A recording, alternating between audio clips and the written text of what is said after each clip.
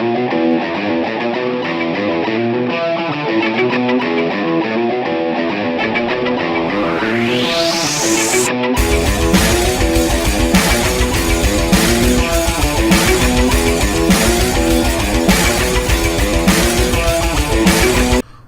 up, ladies and gentlemen, and welcome back to another video. So this week I'm going to be doing something a little bit differently, because I know we've been doing these exploring videos and I did a bit of a ghost stalking video the other week and all that, but not when the channel was running before, when I was posting every day rather than weekly. Hang on, let me just sort out my hair, it is doing my head in. Right, so before, when I was posting weekly, another thing that I did was like a Sunday review and all that. So I'm going to do something a bit similar today. So I want to talk about wrestling and WWE in general. So what I'm going to be talking about is how WWE should be booking their matches basically for the whole next year. I've got basically a full year plan on how they should be booking the matches, what matches they should be booking to get them to where they need to be, just to bring in more viewers from around the world and basically to skyrocket themselves to that next level. So we're going to start off basically from where we are now, and I'm going to take it to basically like a year in the future. In fact, I am going to take it to exactly 1 year in the future. So the next pay-per-view that's coming up is Survivor Series, but the day before that is NXT War Games. Now, I'm happy with the main event for that, so it's Adam Cole versus Drew McIntyre. Now, that match, it has to go down as Adam Cole losing. Adam Cole needs to lose that match and get completely and utterly demoralised for losing. He's going to be depressed and unhappy. He's going to battle his way up following that to get himself a rematch, which will be later on. But coming up now, Survivor Series. Now, Survivor Series, I don't care exactly who's on what teams, but it needs to be Team Raw has Balor, Gallows and Anderson on it, and on the SmackDown side of it, it needs to be AJ Styles and Nakamura. So they need to be the last 5 people left at the end of this match. And this match needs to be early on in the pay-per-view as well. So it then needs to turn around with AJ Styles turning around to Nakamura, hitting him with the Styles Clash, and then giving the win to Finn Balor and the Club. So that'll kind of tease the 4 of them together. But then later on in the main event, where it's Lesnar versus Jinder Mahal, again all 4 of them need to come down and attack both men, leaving the match in a double disqualification, so there's no winner. That way neither person in that main event looks weak. Jinder Mahal still stayed strong, and Lesnar still doesn't look like, you know, he's weak as losing to someone like Jinder. So that is the best way to book that main event. Now, following that, they are having Clash of Champions, which I don't know why they are having a main event, a pay-per-view called Clash of Champions, when all the champions are clashing at Survivor Series, and to top it all off, it's SmackDown only. So the way that they need to book this match is then have Jinder Mahal defending, well, not defending his WWE Championship, but it's Jinder Mahal versus Baron Corbin, so it's US Champion versus WWE Champion. Now this match needs to end with AJ Styles coming out and attacking both men. That way is fully gone heel again, and again it's, but you know, it's going to further both men. So Jinder Mahal still champion, going into the end of the year, where it's kind of building this feud with AJ Styles, but it's going further within the year. It's going through this India tour, which is happening in December, I believe. So it pushes through that, keeps Jinder Mahal champion throughout the India section, and it'll bring in more viewership for them and all that over there. Which then, just before the Royal Rumble, there is NXT will have a takeover before the Rumble, which that'll leave Adam Cole winning the match due to cheating, whether it be a low blow, something like that. So Adam Cole then has the NXT Championship, and he's drawing massive heat for being a heel, for cheating, whatever else. But he holds the NXT Championship. Now, later on, like the day after, I think it is, so you'll have the Royal Rumble the day after, which you have the rematch between, well, you'll have a match between Finn Balor and Lesnar. You'll also have AJ Styles versus Jinder Mahal. These matches were all previously set up at Survivor Series. So again, both matches, the Balor Club, or the club, or however you want to call it, we'll call it the Balor Club. So the Balor Club interferes in both matches. Finn beats Lesnar due to the club, AJ beats Jinder due to the Balor Club. So both men come out of that as champions. So they hold the SmackDown Championship, they hold the Raw Championship. Now we're going into Elimination Chamber, and AJ needs to retain at the Elimination Chamber. However he does it, he needs to use some sly underhanded tactics at the end, some sort of cheating to come out the winner in that. Same goes for Fastlane, which is a Raw pay-per-view, which Finn Balor needs to retain his title at Fastlane, which will then leave all the matches that WWE want to do at WrestleMania. So at WrestleMania they want to do Roman Reigns versus Brock Lesnar, which they can do that and nobody will be bothered about. They can do John Cena versus The Undertaker, which possibly is one that people are talking about, so they can do that. Which again, people will go for the toilet breaks during these matches because the matches I've set up are 1,000 times better. But before WrestleMania, I mean, it's not on the pay-per-view cards or anything, I'm not seeing anything about it, but there tends to be one before WrestleMania for NXT, another pay-per-view. Now, whether there is one or not, I don't know. If there is, this can happen there. If not, it just needs to happen on NXT before WrestleMania. So, then the NXT Championship is once again defended because obviously he won due to cheating, did Adam Cole, so McIntyre gets his rematch. Once again Cole wins, but this time due to the club. They come down, interfere in the match, so then Adam Cole joins the club. So they've got Adam Cole, AJ Styles, Gallows, Anderson and Finn Balor. All 5 men are in there, and they hold all 3 of the top belts in the company. Now, heading into WrestleMania, you've got AJ Styles versus Nakamura, the match that everybody on the planet wants to see, and it's one that was kind of hinted at earlier on at Survivor Series when AJ Styles turned on Nakamura.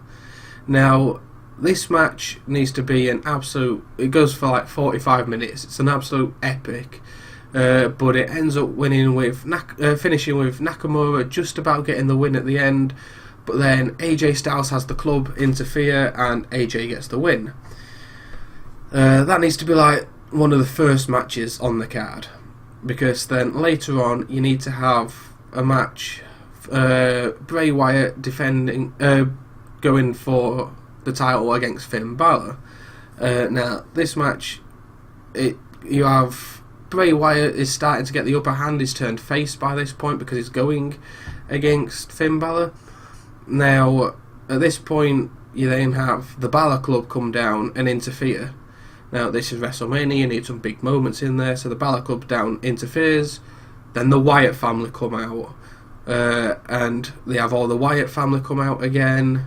And this is maybe just for one-time thing, because obviously some of them are on SmackDown as well. You've got the Bludgeon Brothers, as they now call them, over there. You've also got Braun Strowman, who's coming into his own little character at the moment. So you have all of them come back together just for this one WrestleMania thing. But then, obviously, to keep pushing that, you also have Paige return. This is the return of Paige. She's been gone for absolutely ages, so she returns as Sister Abigail. This defuncts the whole Bray Wyatt with a scarf over his head, pretending to be Sister. It gets rid of all that stupid storyline that looks like was possibly going to go down. Paige returns as Sister Abigail, but then Alexa Bliss comes down, and she takes out Paige, joining the Balor Club. So you've then got the women's champion joining the Balor Club. Now, because of this distraction, Finn once again gets the win over Bray Wyatt. And again, that'll be another cracking match. You've got the debut of Sister Abigail, and it's an absolute cracking setup is all that. But then it finishes off with a promo from Finn Balor in the ring, basically just going, right, we are the number one team, nobody can beat us, blah de blah de blah. Lights go out. When the lights come back on, you've got Kenny Omega, the Young Bucks, and Cody Rhodes stood in the ring.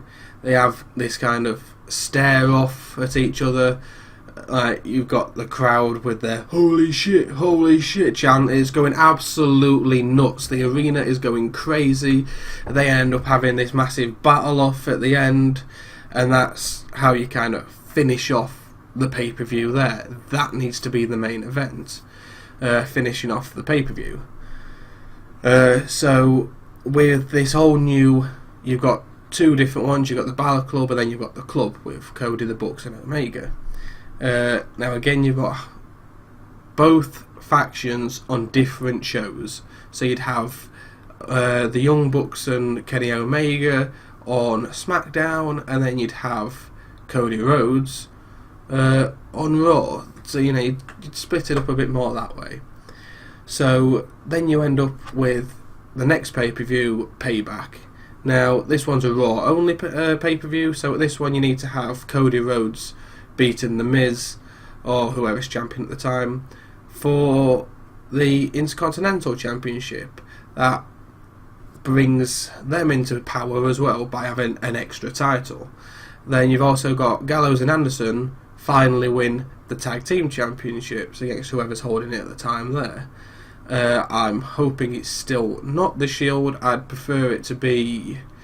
there is no real good face teams, actually, is there? But it could be anyone that's a face team. I mean, it still wouldn't be too bad to go against Sheamus and Cesaro. But, I mean, the Hardy Boys would be a good one. That'd be an interesting one, to have the Hardy Boys back and have them there for the titles and to drop it. Like, say Hardy Boys win the titles, I know I'm rambling on a bit now, but Hardy Boys win the titles at WrestleMania, something like that, and then Gallows and Anderson beat them for the titles at Payback. So that's more titles and more power in the Balor Club, and the same goes for the other club. So we'll call it Balor Club and the club. So there's another. There's the first title going into the club, and then every person in the Balor Club now has a title. So coming into Backlash, the SmackDown only pay-per-view, the Young Bucks need to win the tag team titles, and Kenny Omega wins the United States Championship. So every single member of both factions now owns a title. Now, you're coming into Extreme Rules here, and you have... This needs... Again, I'm just going to point out here that there's no set thing now of, like, what brand has which pay-per-view. So Extreme Rules needs to be both both brands. So Extreme Rules, you've got Kenny Omega as the leader versus Finn Balor, who's the leader. Now, Kenny Omega comes out the winner here. This then pushes him up as everyone is now looking at him going, wow, this guy is awesome, this guy's fantastic, we really like this guy. So people are starting to get behind Kenny Omega.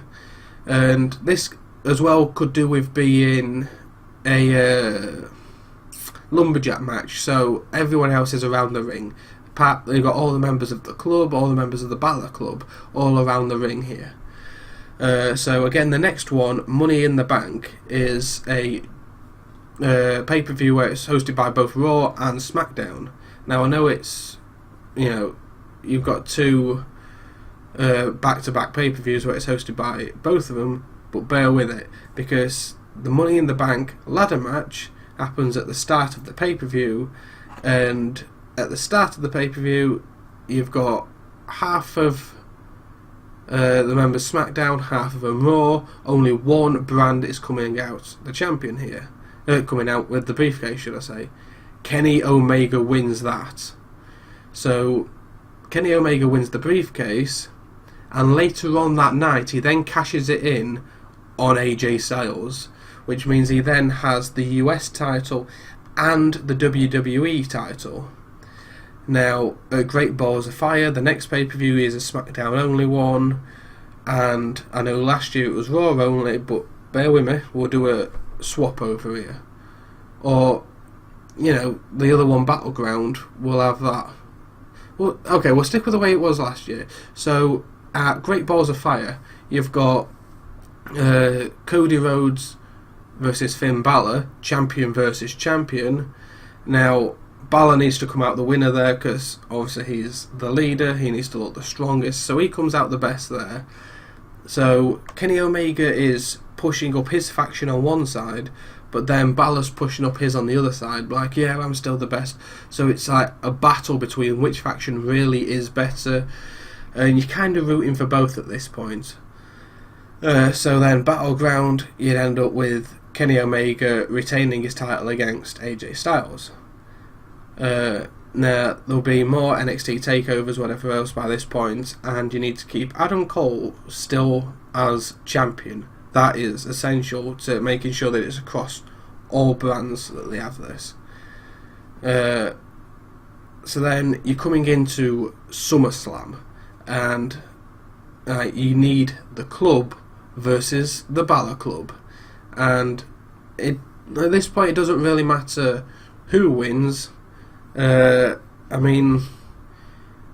Realistically, the best person for it would be Kenny Omega, but then if you want to keep the name Balor Club running for a while, you need Finn Balor to win. So again, like I said, it doesn't really matter at this point, but you need that match to happen. And at the end of it, they all join up at the end, and they all form this one massive faction with like all 9 members in it. 9? Gallows, Anderson, so all 9 members are in this. Oh, I forgot about Alexa Bliss. It'd be 10 members then, wouldn't it? Bliss, Gallows, Anderson, AJ, Finn, Cole. Yeah, so all 10 members then are all in this exact same faction, and this is something that's never really been done before in WWE, and if it has been done, they don't last very long, like the Alliance and all that. So this needs to stay together for as long as physically possible. So they all join together, but then between the next couple of months or next couple of pay-per-views, whatever, there's kind of a battle between who the real leader really is. Kenny Omega was the original leader. Then you got Finn Balor, who was the leader of his faction, so they're both like, oh, I'm the leader. AJ Styles is like, oh, well, I used to be the leader of this faction overseas as well. So they kind of all have a 3-way leadership battle for who's going to be the leader of the new faction. The winner of this at the end of it will be Kenny Omega, mainly because he is currently the best leader there. But he also announces that Finn Balor and AJ Styles will be his side captain leaders, essentially. So Kenny Omega will run the entire faction, but like AJ will run the SmackDown side of things, and Finn will run the Raw side of things. So they have all that, and they drop the Balor Club name. So after this, because it's no longer Finn Balor's club, it's Kenny Omega's club, dropping the name, they either just take the name that Gallows and Anderson came in with, which is the club, or if WWE can somehow get the rights to it, they actually take the Bullet Club name. Now, if they can do that, that would be absolutely amazing. So from there, they can really push the faction out, and then if they really wanted to do it as well, they could bring people like Adam Cole up, or they could just drop certain people as well, and then have people come in through NXT. So whether it be like Marty Scurll or Tamatonga or whoever else, they can bring them in through NXT, have them rise up to be NXT champion, whichever else. So from there on out, you've got the Balor Club, or just the club, the Bullet Club, or whatever else you call them. They are running absolutely riot throughout WWE. They are taking every title, they own all the titles. I mean, really, the only title at this point they don't hold is the SmackDown's women's title, so they could always bring in a different woman to take on that role. So we're struggling for people at the moment on SmackDown that could hold that position as a heel. But I suppose the most surprising one and the most interesting one is if they was to bring in someone like Becky Lynch, so someone you wouldn't really see coming to fill that role. So again, that would just be absolutely amazing to do that. So that's where they need to go with it from now until a year in the future, to Survivor Series and then on. And they really need to push the Bullet Club angle, really get them going, because ever since Cody Rhodes has left WWE, we always knew that he was an absolutely fantastic star. But as the American Nightmare, this may be one of the best things that we've ever seen from him, and everybody loves him. Why not bring him back? Same for the Young Bucks, is an absolutely fantastic tag team. So bring in the Young Bucks in with Kenny Omega, arguably one of the best wrestlers in the world today, and bringing in the Elite, it just kind of says something, does that? And having them all together in this one massive faction, it'll be like something nothing WWE have done before. There'll be very few people that could stand up against them, and it'd be just absolutely fantastic. So it'll then get people watching New Japan, and it'll get people watching Ring of Honor and TNA and all these other brands out there. It'll get people watching them, but in the same way, people will get an idea of who these people are before they bring them to WWE. And the more interest people have watching the other shows, then the bigger they're going to be when they come to WWE. So when they bring all these people into the company, they can either go in, it'll all revolve around the Bullet Club. So they can either go in and join the Bullet Club, or they can stand against the Bullet Club. And I mean, that's kind of where it needs to go. There's always somebody trying to bring down the Bullet Club, always someone fighting for those titles. I mean, they don't need to hold the titles for as long as I said, but this whole face-off between the two sides, and then bringing them together, and then the fight-off between the leaders, I mean, it all kind of needs to happen in that sort of way. So that is how I would book WWE for the whole next year. I challenge not just WWE to do it better, but I challenge any of you as fans out there to comment down below and let me know how you would book it better, because I doubt there's many people out there that could book it better. If there are, let me know, because I'm a smart ass and nobody can do it better than I can. So goodbye and good night.